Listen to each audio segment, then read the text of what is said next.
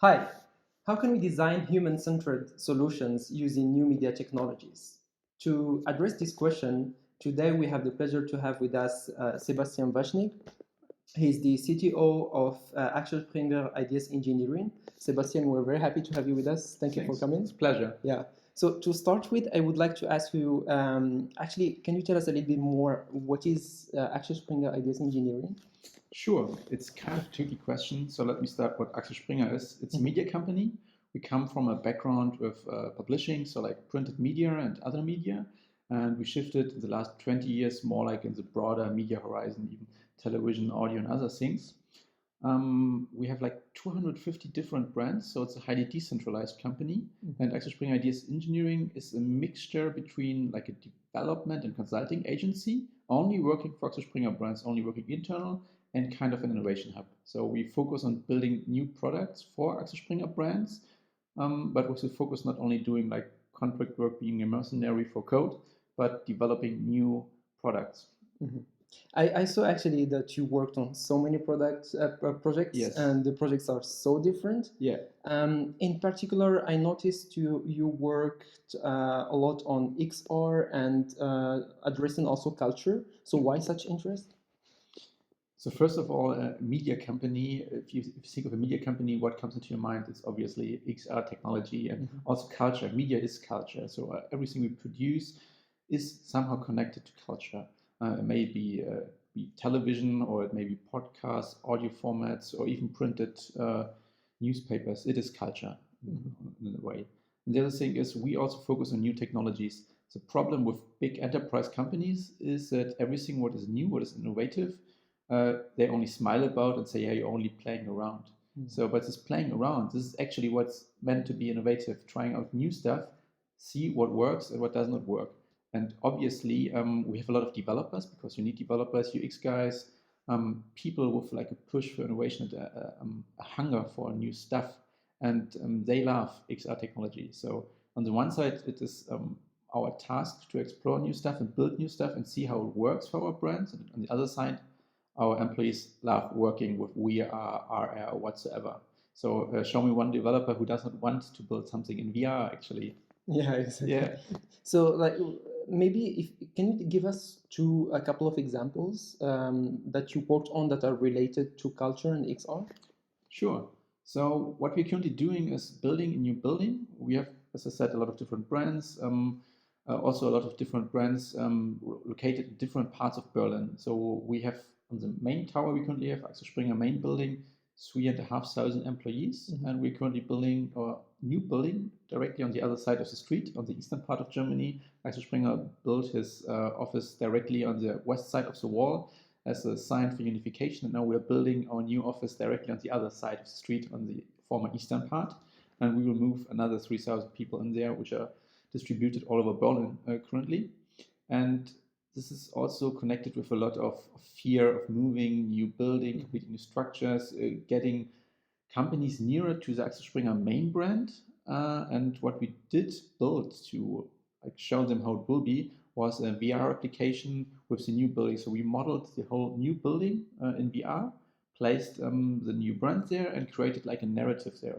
So you're standing, when you start the application, you are turning on the goggles, VR goggles, and then there's a voice which says, yeah, welcome to the new building, and which guides you as you walk through and tells you, here will be Idealo, this will be this company, here will be Media Impact, it tells you a little bit of the story. Then there are interactive displays where you can see like people telling you about the company's interviews. There's even a little game where you need to collect like 10 coins, because like a little built-in game you can start also helps you explore more of the building and see how it will be actually to work there. We have some 3D models of people there doing their normal work. So it really feels like you're in the new building. You can see how it will be to work there. You can walk up staircases. And we used it for two things, actually. First, obviously, for our brands moving into the new building to show them how it will be. And on the other side, for conferences and other things, to show people like the wide area of different brands from Axel Springer. Because even if you never heard of Axel Springer before, you can use like this VR installation and you will know after like 5 minutes a lot about the different brands and what Axel Springer is actually doing. Cool. Yeah. And if I might ask you, so what learnings you got already from implementing this? First of all, a lot of people love VR. So if you show them something built in VR or AR, the user response is always really, really great. So we tried it out with a lot of different people.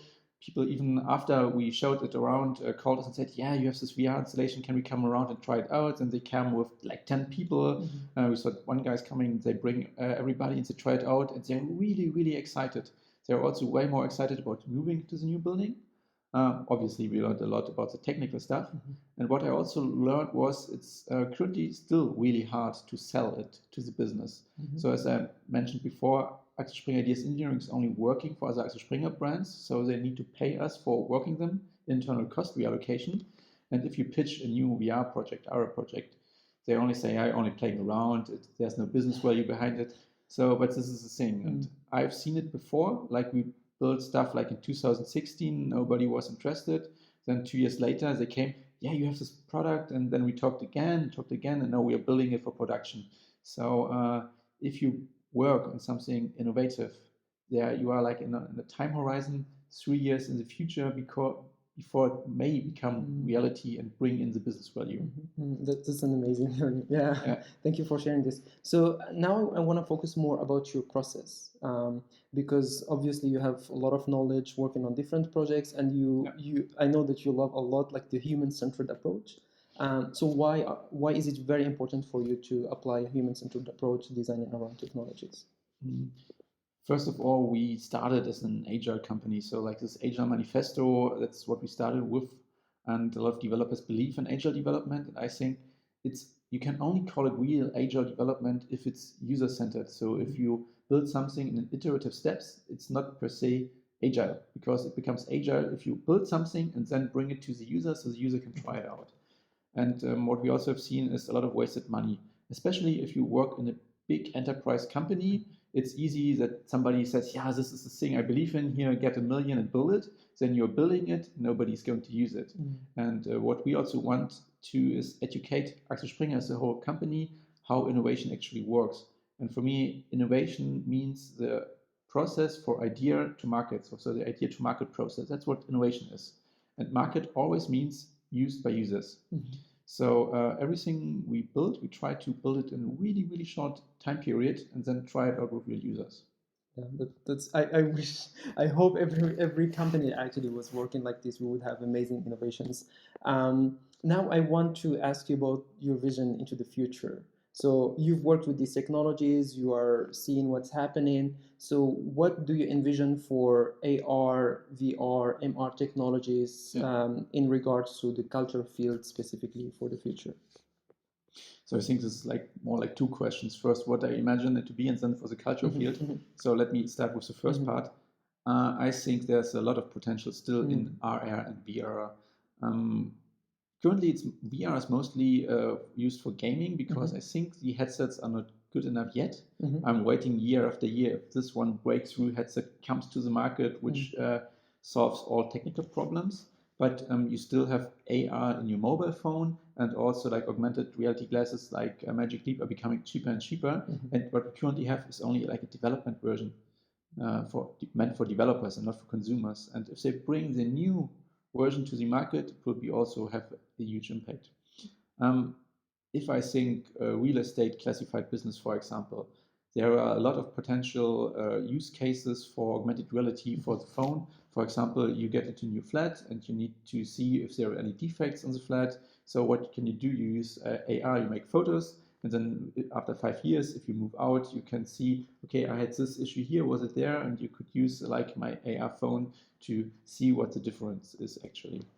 And for the cultural thing, you have already seen a lot of news formats from the US, not really in Germany, but from the US, where they used augmented reality to really show like there's a flood, so a lot of water, and how would it feel like? And there's a news reporter standing in there. This is augmented reality, but used for classic television and classic news media.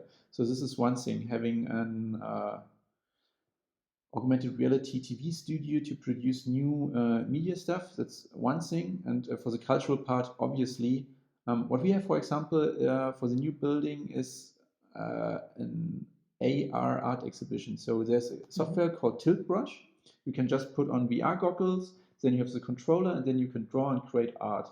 So we use that for a lot of different people, and then we create a little art exhibition where you can just be in the new building, take on the goggles and see all the art installations, see, okay, our company, Idealo, they had a contest and they created some cool art stuff. And we also will use it for our, we call it Learning Campus, because we will have a central learning area in the new building, and we want to show all the different brands. So we have a training catalog, and every employee can choose trainings, and then they come to the central learning campus with 10 to 12 people, do their course, and we want to show them the new technologies. We want to educate actually people coming from our different business units about new technologies. And obviously, AR and VR goggles are the future, in my opinion. Great. Yeah.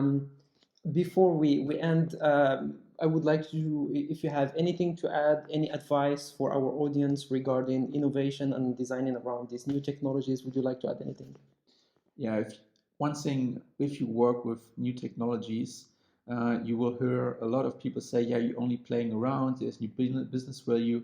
Don't get distracted. Just believe in your course, and if you believe this will be successful, just keep on working on it. Maybe not this year, but maybe in 2 or at least in 3 years, there will be a breakthrough, and just keep on working on it. Great. So you've heard it. Keep working on these new technologies. Believe in it. It's gonna happen. It's not only a dream. It's really gonna happen in the near future. Thank you so much, Sebastian. It was a pleasure having you. Thank you.